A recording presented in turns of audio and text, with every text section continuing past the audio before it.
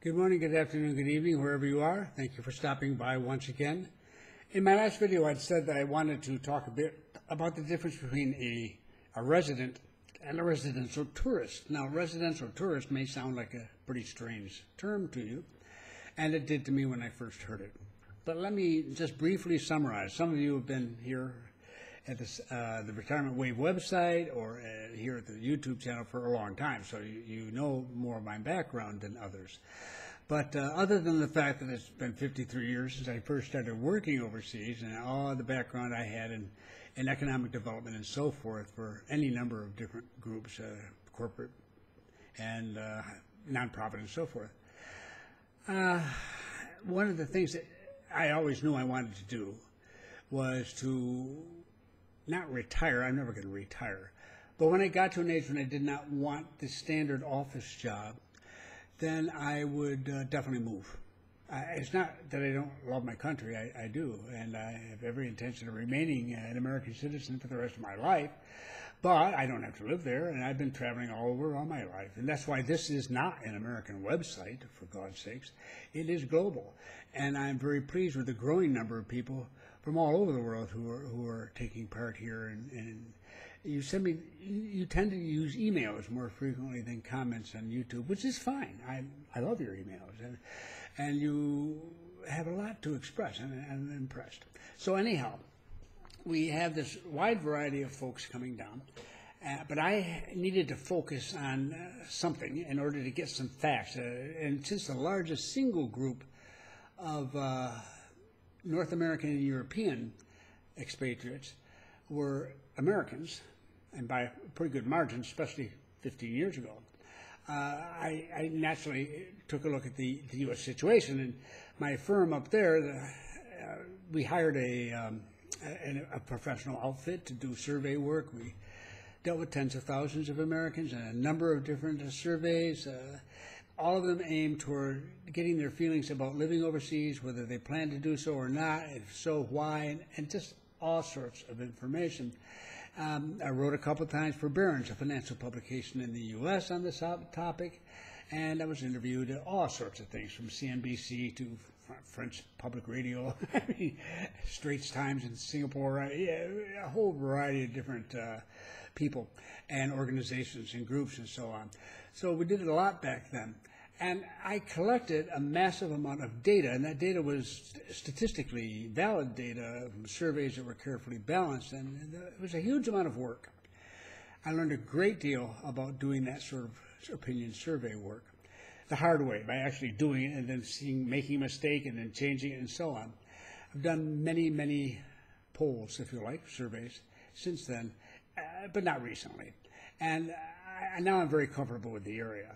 But at that time, I had so much to learn, and in the process, because this was my particular project at the company, I just gathered this massive amount of data. So I got a letter, or I should say an email message in one day, probably back about 10 years ago. And it was from a professor in the United States, a professor of sociology.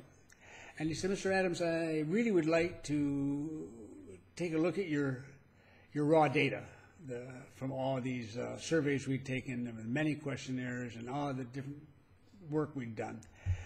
Would you please send them to me so that I could take a look at them and run them through my statistical software and so forth, look for associations or whatever, because I would like to publish an article on this. Like everybody in academia, he needs to publish. And this is the only information like it. And it's still the only information like it, although the Gallup organization has picked up the basic subject, and they don't do the detailed work that we did.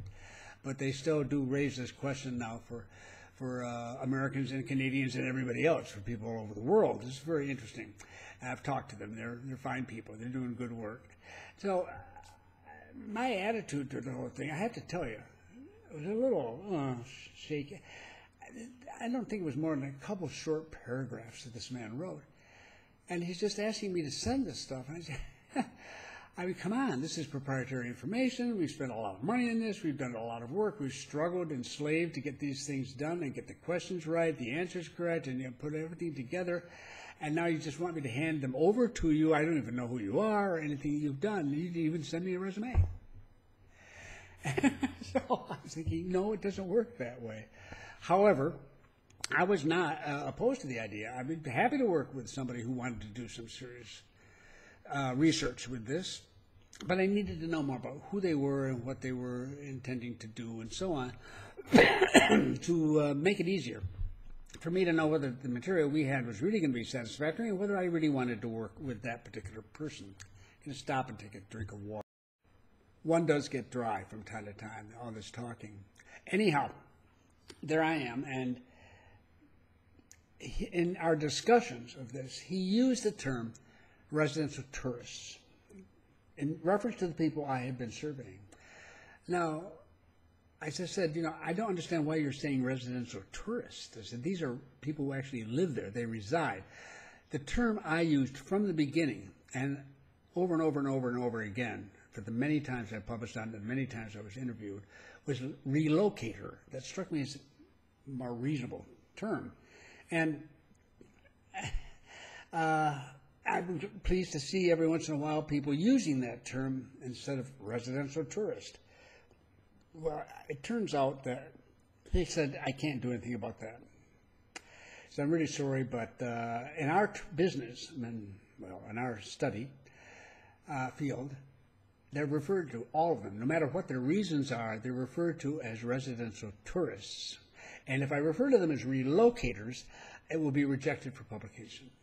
This is a precise term. It is the term that is used, and that is that. And I sat there and I thought, this is not what I want to work with. This is wrong. You put a straitjacket on something to me. Does that make it more scientific or something? Not at all. No. I think I'm not speaking to him in this case, and speaking to myself. I just think that relocator is a perfectly decent term, and it's nice and neutral. It does state what needs to be stated in that. So residential tourist brings up all sorts of other images, especially the tourist part of it. And the fact that you can't do that and it won't be accepted for publication, I mean, what is going on now? No. So it never worked out. I was polite, but no, it did not work out. Later on, over the years, I've thought back on that, and I was thinking, what a frustration that was. What is this guy talking about residential tourism and everything else? But over time, I realized that it might have some use. That in effect, you can say there are perhaps two broad classifications of people who come down to live. And you could call one of them residents and the other residential tourists. And what do I mean? And a resident is someone who comes down with the intention of remaining indefinitely. Could be a year or two, could be 5 years, could be 15, could be the rest of their lives. But that's the time, the term is not an issue. They're here indefinitely. The residential tourist is in a different situation. They're coming down to try it. They've probably not done it before, or even if they have, they're going to try it out and see if it works for them. And they may be less convinced that this is something they want to do for a lengthy period of time. They're willing to consider it, but they're not there yet. And I thought to myself, those two groups do exist, and neither one is superior to the other. They're just people at different points in their lives dealing with this particular issue, different backgrounds and so forth. And I know that some who will come down as residents will a year later be terribly disappointed, wonder why they ever did it. Whereas those who come down as residential tourists are still here 10 years later and fit right in. So you don't make any assumptions about people to begin with. You just accept them as they are and and appreciate them, because both groups are really trying something special. So it's their business what they want to look at it. That's how I see it anyhow. However, I raised a topic in part. I've never done this before because it's a sensitive topic, but I'm going to go ahead and do it anyhow, because things have changed over the last 16 years in terms of the people I've worked with. And that is, what happens when there's a couple involved and one of them is coming with the idea of being a resident and the other is having trouble just accepting the idea of a residential tourist? In other words, one wants to do it and plans to do it for a lengthy time, and the other one's just feeling like they're being pushed into something that they really don't know whether they want to do or not. Well, okay, in the old days, and the stereotypes that we had of genders or whatever, which were based on reality to some extent in the past, it would be the male who would be ready to live down here for the rest of his life, and the female who would want to stay up and near the children and so on and what have you. And that was true in the beginning. Now it's not so much. Now I have both men and women who are married couples, and he or she comes down for the winter for 6 months. But the other one doesn't really want to be down, so he or she stays up north, wherever that may be. And north can be Europe too, you know. And they get along, and it works for them. I don't know, it's fine with me. I don't mind. But I also still run into the situation where the couple's got to come. They're coming as a couple. And one is clearly more dedicated and more convinced that this is the right thing to do than the other one. And I'm going to say it's the resident and the residential tourist for this case. Here's my advice. I don't talk about it because it's very private. So if I have a couple sitting across the table from me, I'm not likely to be so rude as to bring the subject up, okay? Unless they mention it. Otherwise, no. But I'll say to the person who's ready to come down and really live here and indefinitely, I say, you might want to relax a little bit. Think of it more for the chance that you're coming down to check it out and see if it's the right place for you to do it.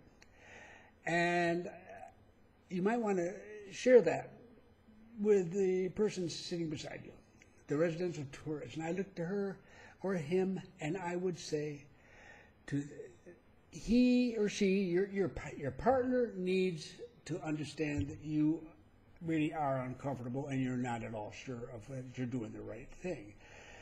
And I'm just suggesting that your partner realize that and be open to taking your approach of let's try it out and see where it takes us. But your requirement is that you give it a serious try and you try to make it work. If you both come down to try it, to see if it works, and make an effort to make it work, then things will happen as they happen, and you'll deal with it when the time comes. But if you come down where one person jumps out of the plane thinking, thank God I'm here finally, and the other one goes, oh, well, yeah, I guess. Maybe so, maybe not. So I like to see that worked on. I'm just being honest with you. I mean, you need to think about it yourselves, too, some of you, about what that means to you. And be sure that you're sufficiently in sync here, that you don't have the same approach, you're not looking at it the same way, but you're both showing respect for the other's approach. And the way to do that is to let them know you understand, and that you're going to respect that, and ask for it in return, and you should, whoever you are, return it. That's just what I wanted to share, and I hope that's of help to some people out there who might find it useful. So thanks again. I look forward to seeing you the next time around.